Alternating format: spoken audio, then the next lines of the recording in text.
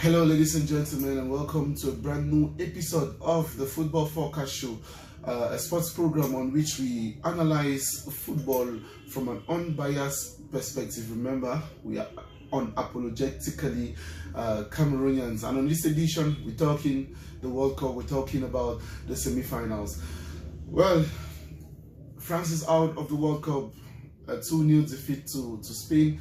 It was a beautiful game, of course. We saw a tussle between two very powerful football powerhouses in Europe.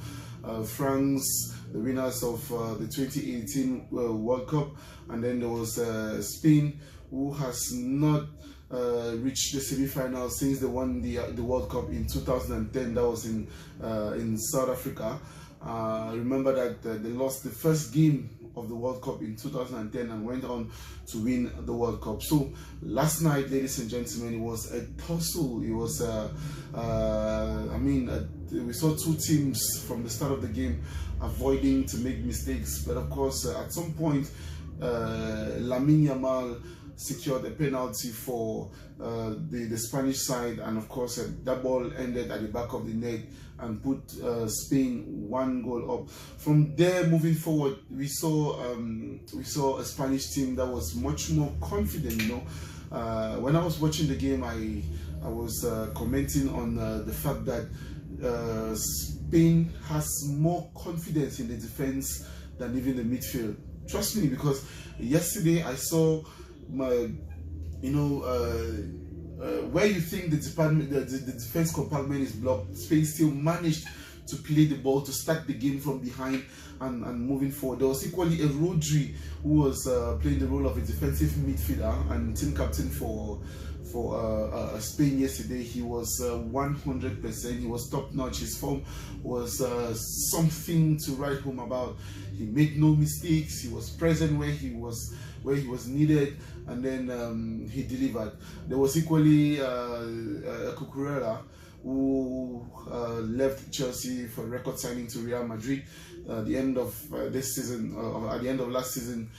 He was equally somebody who, he took the game very, very personal. Cucurella, he took the game very, very personal, and he knew the stakes involved, and he made the runs. He went up front, he came back, closed the gaps, and made sure that there were no mistakes. I noticed at some point he stole a ball from the feet of Kylian Mbappe, where Kylian Mbappe was at the verge of restoring the game to parity. But of course, Cucurella came from nowhere and put the ball out for a corner kick for France. That was the combativity that the fans of Spain were expecting to find from time immemorial. From 2010, when they won the World Cup, we have not seen Spain perform this beautiful things in the World Cup since 2010. Of course, they won the Euros. Some of these players are doing well for club, and but when we talk about the World Cup, because the World Cup is the most prestigious tournament for any footballer, Spain has stepped up in the semi-finals. Remember, of course, Spain has only conceded 1 goal in this competition. They have the best defense. The goalkeeper too was nothing short of a wonderful goalkeeper yesterday.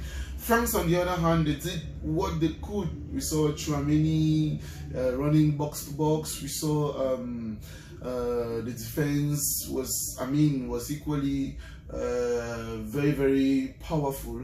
But of course, the offense compartment of Spain was the defense of France was no match for the offense compartment of Spain. We saw Lamine Yamal.